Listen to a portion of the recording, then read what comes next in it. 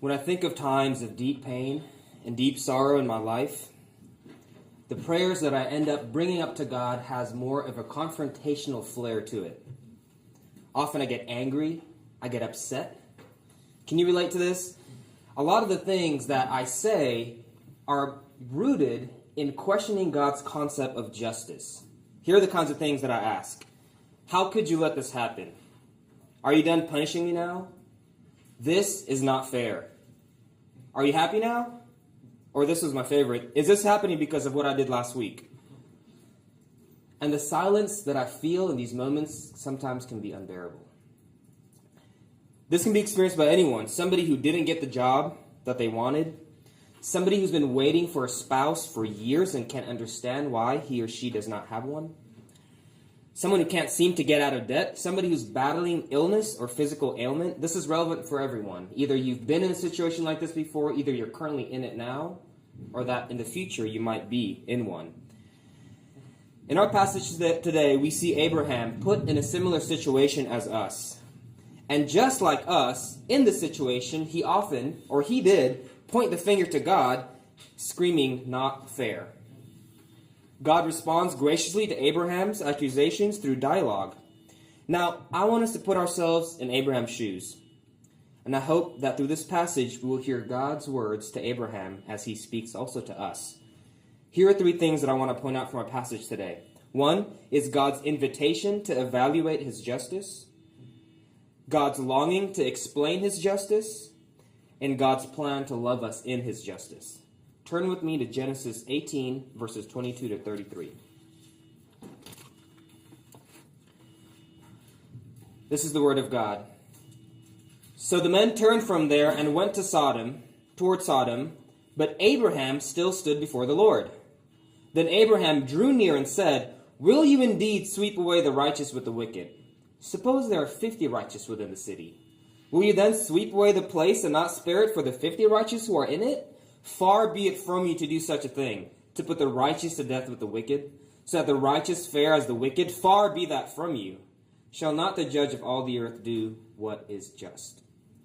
And the Lord said, "If I find at Sodom 50 righteous in the city, I will spare the whole place for their sake." Abraham answered and said, "Behold, I have undertaken to speak to the Lord, I who am but dust and ashes. Suppose 5 of the 50 righteous are lacking. Will you destroy the whole city for lack of 5? And he said, "I will not destroy it if I find 45 there." Again he spoke to him and said, "Suppose 40 are found there." He answered, "For the sake of 40, I will not do it." Then he said, "Oh, let not the Lord be angry, and I will speak. Suppose 30 are found there." He answered, "I will not do it if I find 30 there." He said, "Behold, I have undertaken to speak to the Lord. Suppose 20 are found there." He answered, "For the sake of 20, I will not destroy it." Then he said, "Oh, let not the Lord be angry, and I will speak again but this once. Suppose 10 are found there." He answered, "For the sake of 10, I will not destroy it." And the Lord went his way when he had finished speaking to Abraham, and Abraham returned to his place. Our first point, God's invitation to evaluate his justice. If you're anything like me, when I start questioning God's justice, when I'm in these times of pain and hurt, I start feeling guilty at the same time. I find myself both attacking and defending God. Here's kind of conversations that happen in my mind. How could you let this happen? But then I answer myself, oh, I'm sure he has a reason, whatever it is. There's a verse used as a cliche for that one. It's Romans 8:28, right? And we know that for those who love God, all things work together for good. See, many people misuse this verse as a spiritual way to saying, shut up and stop complaining. Or maybe it goes like this: how could you let this happen, God? And then I answer myself, oh, I'm sure he loves me, so stop complaining. There's another verse used as a cliche for that one. He who did not spare his own son, but gave him up for us all, how will he not also with him graciously give us all things? Now, are these verses bad? No. They're very, very good. They're the words of God that he has given to save and sanctify his people. What I'm saying is we often misuse biblical truths as an easy way out to not confront God with our true emotions. We end up shying away instead of being romanced towards God. Here's a rule of thumb. If a biblical truth is used to numb you and guilt you away from bringing your true emotions to your Heavenly Father, it's being misused. Let me repeat that. If a biblical truth is used to numb you and guilt you away from from bringing to God your true emotions, it's being misused. We will see in this passage that God is the one who invites Abraham to come to him, even with his darkest feelings, even with his darkest complaints. First, read with me the previous scene, Genesis 18, verses 17 and 19, before our passage here today. The narrator here tells us that God is actually the one who wanted to talk to Abraham about his emotions, about his complaints. See, in this scene, the Lord said, "Shall I hide from Abraham what I am about to do? For I have chosen him that he may command his children and his household after him to keep the way of the Lord by doing righteousness and justice." See, God himself is the one who wanted to initiate this dialogue between him and Abraham. Why? Well, the narrator tells us so that God can teach Abraham how to command his children and his household about righteousness and justice. Not only did the narrator tell us that God is the one who wanted this dialogue to happen, but God also provoked Abraham. Come with me here to verse 22. This is going to get a bit technical, but stick with me.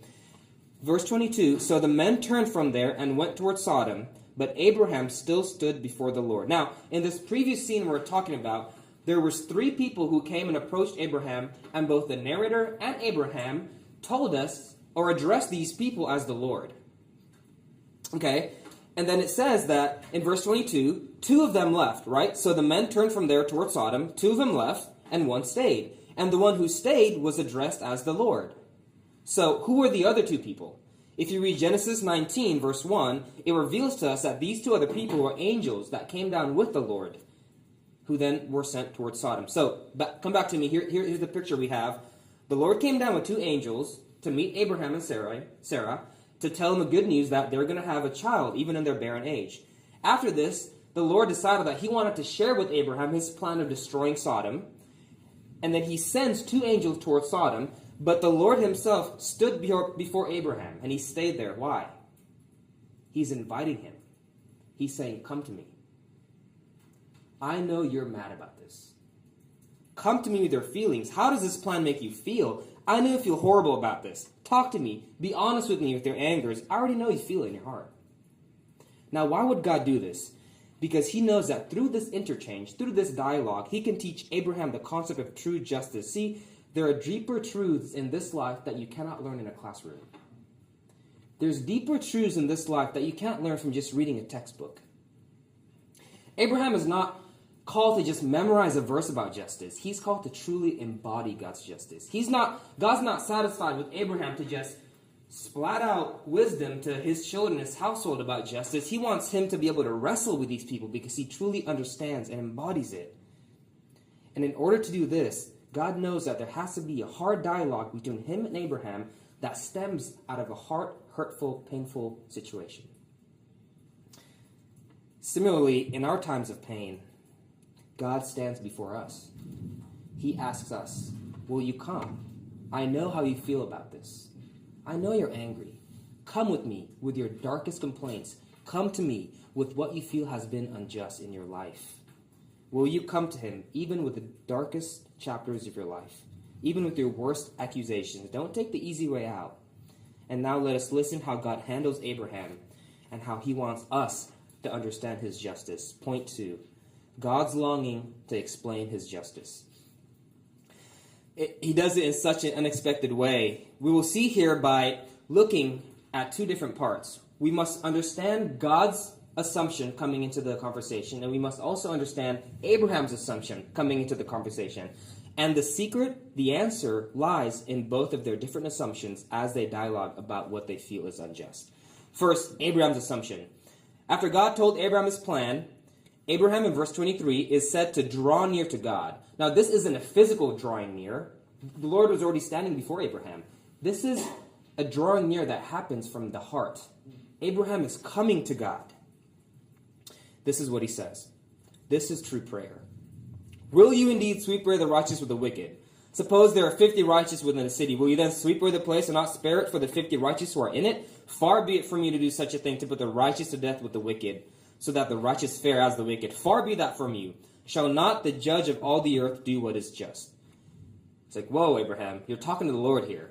You might want to calm down a little bit. That was pretty harsh. Did you hear that? The demanding tone in his voice? Far be it from you, the disbelief. Will you indeed sweep away the righteous with the wicked? He was a little bit frustrated in there, right? He demanded justice. Shall not the judge of all the earth do what is just? But then his tone changes. Read with me here. He went from how could you to verse 27, behold, I've undertaken to speak to the Lord. 29, oh, let not the Lord be angry. 30, behold, I've undertaken to speak to the Lord. 31, oh, let not the Lord be angry. Let me speak this one more time. Why the change of tone? Why did Abraham change from how could you to, oh, let not the Lord be angry? Did he just lose nerve?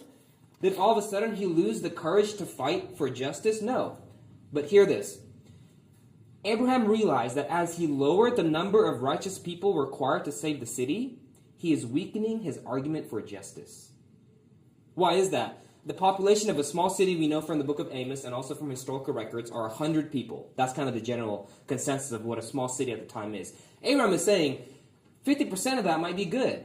That's not right for you to punish the 50 just because the 50 is righteous. That seems fair, right, for him to demand that? Sure. But then he goes down to 45. Then he goes down to 30. Then it's 20%. Then it's 10%.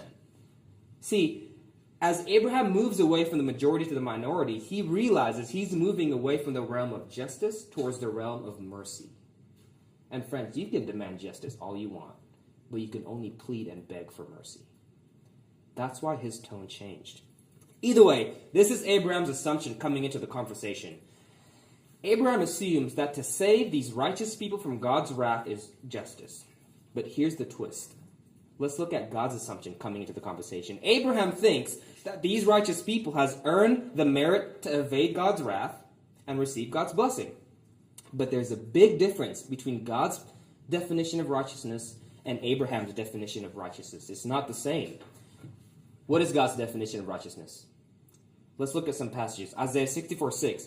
We have all become like one who is unclean, and all our righteous deeds are like polluted garment. Romans 3:23, all have sinned and fallen short of the glory of God. Then Romans 6:23 continues and says that the punishment of that sin is death. Psalms 53:3, they have all fallen away. Together they have become corrupt. There is none who does good, not even one. Daily we challenge God's throne.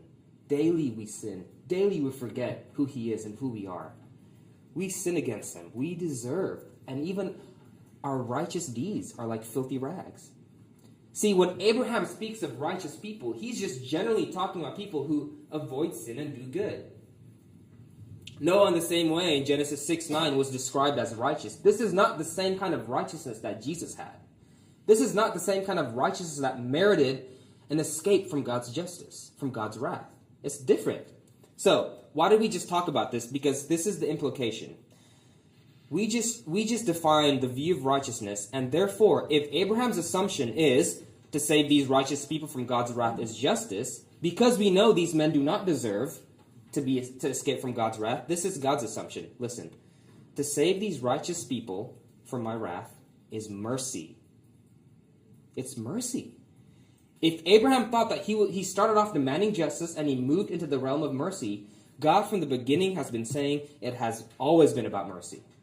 If I save the city because of 50 people, it's mercy. If I save the city because of 45, it's mercy. 40, mercy. Mercy, mercy, mercy. Just like Abraham, it's easy for us to have a low view of God's standard. It's easy for us to have a low view of God's moral expectations and too high of a view of our own holiness. What's the danger in this? It causes an underdeveloped view of merit, and therefore a deserving mentality that comes out of a false view of justice.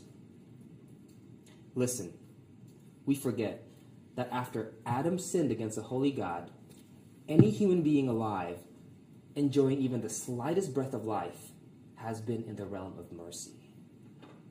If God really were to play by the rules of justice, right now we would be experiencing the most creative wrath of a holy and eternal God. Now, we have a lot of questions that stem out of times that are painful, that are hurtful in our lives, that we feel is unjust, and no one shall minimize that. In these times, we groan.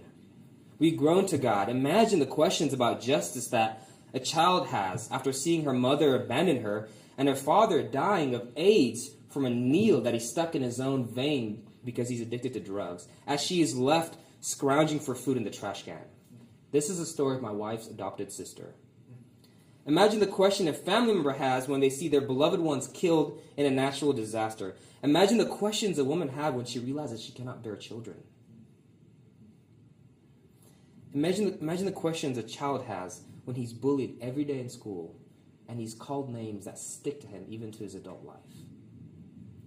Let me repeat myself. The groanings and pains we've experienced in this broken world, no one shall dare minimize. But in the same breath, as baffling as it is, God broken alongside us, God hurt with us, hear him say, I know you don't comprehend it.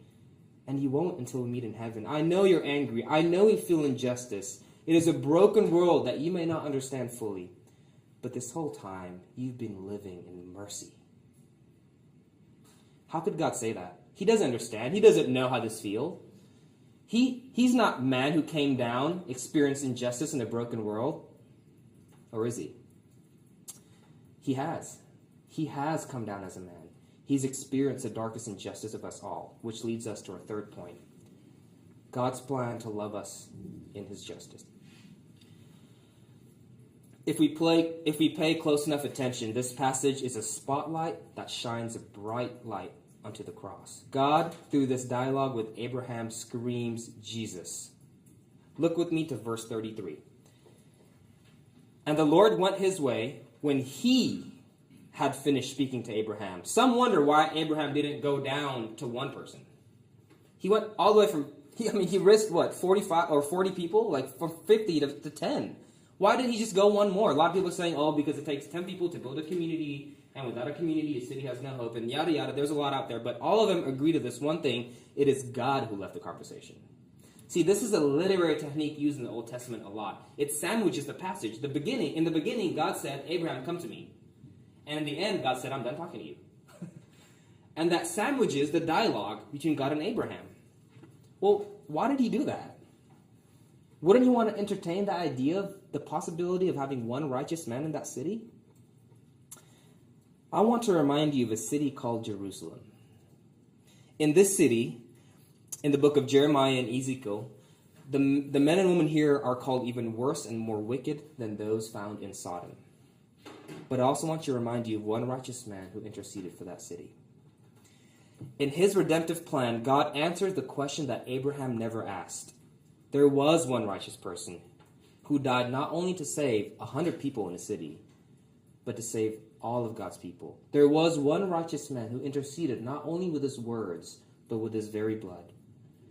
There was one righteous man not only pleaded for justice and mercy, but on the cross satisfied God's justice and God's mercy. See, the nature of true justice is related to mercy. That a wrong must be paid for, either the offender or the offended paid. If I borrow Teddy's car to come to school today, right? And being the Indonesian that I am, I just drove recklessly and I hit a tree and I totaled the car completely. And I called Teddy, hey man, I'm so sorry. I just demolished your car. And Teddy, being the kind, loving person he is, says, Tazar, I love you. Tazar, you are forgiven. You don't have to pay for anything. That's true. I don't have to pay for anything. But then who pays? Teddy does. Either he pays to fix his own car, either he pays to go without a car, or maybe his insurance does. I don't know. Somebody pays somewhere. That's the nature of true justice. It's connected to mercy. On the cross, Jesus said, I'll pay. Where this one righteous man was beaten, spat on, humiliated, Jesus screamed, I will pay. On the cross, God answered the question that Abraham never got to ask. God said, for the sake of one righteous person, I will not destroy it. As we wrestle with God about the injustices, pains, and hurts that we've experienced in this life, in our confusion, look into that very God who on the cross was falsely accused, wrongly judged, unfairly humiliated, and unlawfully crucified. Look unto the one righteous man who saved the inhabitants of God's new city. Here's what I'm not saying. I'm not saying that just because Jesus died on the cross, you should feel less pain about the hurts in your life. I'm not saying that just because Jesus was treated unjustly on the cross, you should then not feel the injustices in your own lives and numb yourself to it. That's not what I'm saying, but here is what I am saying. As we hurt in our pains, know that our God, our high priest, came down willingly and suffered the most unjust act known to history. He became that one righteous man. Let our pain point to the pain and injustices done there. I don't know what expectation you had coming to this sermon, and a lot of people might want their pains to be answered, but this sermon should not satisfy your longings. This sermon will not lower your groanings. There are groanings in this life too deep even for words, as Paul said. I can't preach that kind of sermon, and no one can. But I can direct you to the one who loves you in this unjust world. And I can direct you to the one who loves you in God's justice. And if you rest your salvation in this one righteous man, I promise you, one day you'll understand that your story has always been about mercy. So sincerely, come to him with your pains, with your questions, even the most gruesome accusations you've ever thought of against God. Come to him. He is there, waiting for it. Let him answer you with empathy and love as he continually unravels to you the truths on the cross, until one day you will see justice face to face. And on that day, your tears will be no more.